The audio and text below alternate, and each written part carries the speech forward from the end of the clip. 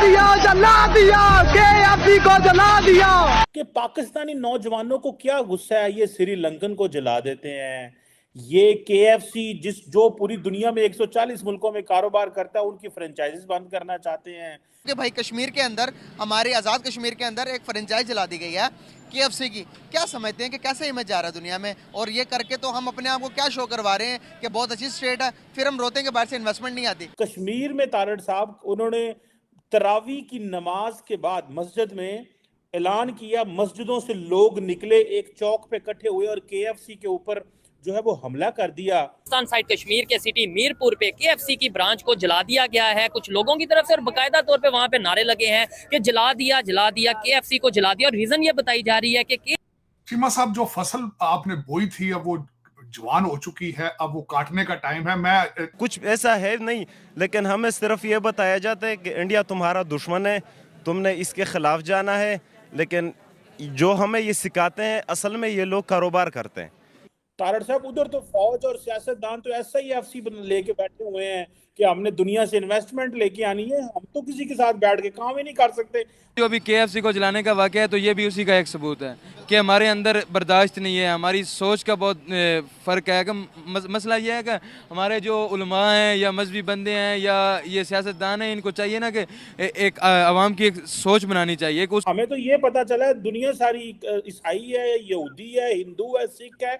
हम तो दुनिया को इस लेंस से देख रहे हैं, हम कामयाब हो सकते हैं अगर तारड़ साहब इस लेंस से देखता रहा। ये जो कश्मीर में इंसिडेंट हुआ, जरा इस पे ये झलक तो दें हमारे मुआशरे में। ये मुल्क को चलाते हैं, बाहर से कंट्रोल होते हैं। हमारे जो नए नस्ल है, इनके जज्बों को और गलत इस्तेमाल किया जाता है। मुकम्मल आपने बोला है कि ये कंपनी या जो ब्रांड है बाहर के, उनके ऊपर कब्जा कर लें। ऐसे कोई दूसरा इंटरनेशनल कंपनी कोई आना चाहेगी पाकिस्तान में? उन्हें पता होगा कि भाई चाहिए कोई इंटरनेशनल, हमारे पास अपना पता कुछ है यार, हम खुद इंटरनेशनल नहीं, कोई इंटरनेशनल ब्रांड आप चाहते हैं पाकिस्तान में ना आए, आईफोन ना आए पाकिस्तान में, कोई कंपनी ना आए। अमलन कुछ नहीं करते ऊपर जाके, ये सिर्फ अपने मुल्क को नुकसान पहुंचाते हैं और अपने मुल्क की बर्बादी चाहते हैं, और इसका कोई फायदा नहीं होता बेसिकली, ना फलस्तीन को ना ही किसी ये पाकिस्तान 3 दफा और भी हो जाए ना, ये इंडिया का मुकाबला बिल्कुल भी नहीं कर। वो चांद पे घूम रहे तो बिल्कुल सवाल ही नहीं बनता इंडिया का मुकाबला करने का।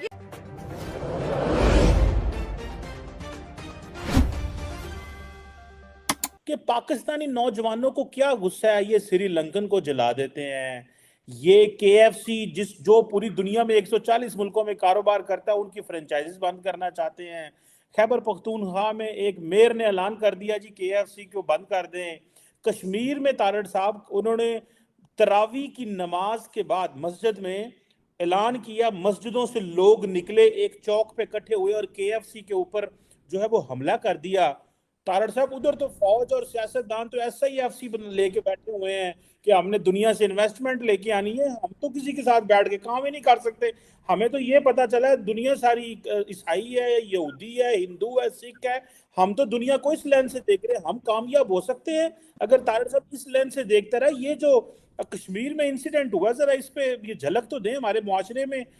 हम कहते हैं हालात बेहतर हो गए, हम भूल जाते हैं, फिर वैसे के वैसे ही लोग हैं। चीमा साहब, जो फसल आपने बोई थी अब वो जवान हो चुकी है, अब वो काटने का टाइम है। मैं कुछ गिला करना चाहूंगा हुक्मरानों से जो आज बैठे हैं। तीन चीजों पे अगर अमल कर लिया जाता तो आज ये ना होता, और इसको अभी भी यार रोक ले तो शायद पाकिस्तान बच जाए। वो तीन चीजें क्या थी? फैजाबाद में हथियार ना डाले जाते, लिफाफों में पैसे डालकर ना दिए जाते फैजाबाद। फिर वजीराबाद हमारी स्टेट हथियार ना डालती। और तीसरा, आज अगर 9 मई के मुजरमान को सजा पहले दे दी जाती करार वाकई, तो शायद। अमलन कुछ नहीं करते ऊपर जाके, ये सिर्फ अपने मुल्क को नुकसान पहुंचाते हैं और अपने मुल्क की बर्बादी चाहते हैं, और इसका कोई फ़ायदा नहीं होता बेसिकली, ना फलस्तीन को ना ही किसी आलम इस्लाम को इस चीज़ का कोई बेनिफिट है। हम सिर्फ अपना ही नुकसान करते हैं इन चीज़ों से। कैसे देखते हैं कि जहाँ पर पूरी दुनिया में देख रही है, हम यहाँ पर कहते हैं कि इंडिया साजिश कर रहा है, अमेरिका साजिश करता है, ये सब चीज़ें, ये जो हमारे अपने लोग उठकर एक फ्रेंचाइज को जलाते हैं, उनका लोगों का कहना ये था कि इसकी फंडिंग सारी अमेरिका जा रही है, अमेरिकन ब्रांड है, हम ख़त्म करना चाहते हैं। मुल्क के अंदर तकरीबन 125 के करीब ये जो फ्रेंचाइज है, पूरी दुनिया में तकरीबन 2500 से ज़्यादा फ्रेंचाइजीज है केएफसी की, तो क्या सबको ख़त्म कर देंगे ये लोग? नहीं, ऐसी कोई बात नहीं, और ना ये ख़त्म कर सकते हैं। क्या एक जलाने से वो बाकी सब ख़त्म हो गई? या बाकी कोई अमेरिकन ब्रांड्स नहीं चल रहा पाकिस्तान में? और या बाकी आप बरामदात नहीं कर रहे हो अमेरिका से? और आपकी सबसे ज़्यादा ट्रेड ही अगर आप ओरिजिनली देखें तो अमेरिका से है। लेकिन आप उस पर बहुत ज़्यादा डिपेंडेंट हैं, हर चीज़ में उन पर डिपेंडेंट है। लेकिन आप ये खोखले नारे होते हैं कि अमेरिका से आज़ादी चाहिए, अमेरिका जो करवा रहा है अमेरिका। ठीक है, साजिशें होती हैं, हर कोई अपने मफाद को देखता है। कोई भी मुल्क है, कोई भी कंट्री है, वो अपने मफाद के ज़रिए, अपने मफाद के ऊपर चलता है। तो हमें भी अपना मफाद सोचना चाहिए। हमें ये नहीं सोचना चाहिए कि ये अमेरिका है, ये फ़लाँ चीज़ है, ये फ़लाँ चीज़ है। हमें अपनी पॉलिसी अपनानी चाहिए कि हमारी बेनिफिट में क्या चीज़ है। तो इस तरह ही हमारे मुल्क और कौम का फ़ायदा हो सकता है। लेकिन हम ये चीज़ नहीं करते, ना ही हमारी अवाम सोचती है और ना ही हमारे लीडर्स सोचते हैं। हमारा मुल्क मुझे लगता है वाहिद ऐसा मुल्क है जहाँ पर हम डे बाई डे एक्सट्रीमिस्ट की तरफ जा रहे हैं। अब देखें कि क्या ये जो उनसा हल है कि किसी भी आपने जिस तरह से पहले बताया कि सियालकोट का वाक़या हुआ, जड़ावाला का वाक़या हुआ, अभी ये कश्मीर का वाक़या हुआ। दूसरी तरफ हम देखते हैं कि हमारे लोग हर तरह के एक दूसरे को बर्दाश्त नहीं कर पा रहे हैं। एक चीज़ एक दूसरे को खाने पे, एक दूसरे को मारने पे, एक दूसरे को तरक्की करते हुए नहीं देख सकते। ऐसा क्यों चीज़ें बनती जा रही हैं? असल चीज़ यही है ना कि माशरे में डिवाइडेंस आ गई है कि हर चीज़ तकसीम दर तकसीम का शिकार, और ये हर घर में तकसीम का अमल शुरू हो गया है। मजहबी बुनियाद पे, सियासी बुनियाद पे, लसानी बुनियादों पे, हर चीज़ में हम चाहते हैं कि तकसीम हो। हर सूबाइयत परस्ती आ जाती है, लक्काई परस्ती आ जाती है। लेकिन हमें पाकिस्तानियत का सोचना चाहिए, कौम का सोचना चाहिए। ये ना होता। ये तीन इसके जो रीसेंट अभी जिसकी जो वजूहात है। जिस सोसाइटी के अंदर इंसाफ ना हो, मुयसर ना हो, जिसमें सजा जजा का कोई कॉन्सेप्ट ना हो, उस कौम को बार बार वो बार बार मरती है, बार बार जिंदा होती है। दर हकीकत इस्लाम का तड़का जो आपने, इस्लामी टच तो किसी ने जलसे में बड़ी बाद में कहा था, लेकिन इस्लाम का तड़का आपने बड़ा अरसा पहले सदर ज़ियाउल हक ने बड़े प्यार से लगाया था डॉलरों के लिए, और कोई वजह ही नहीं थी, तीसरी वजह ही नहीं थी कुछ।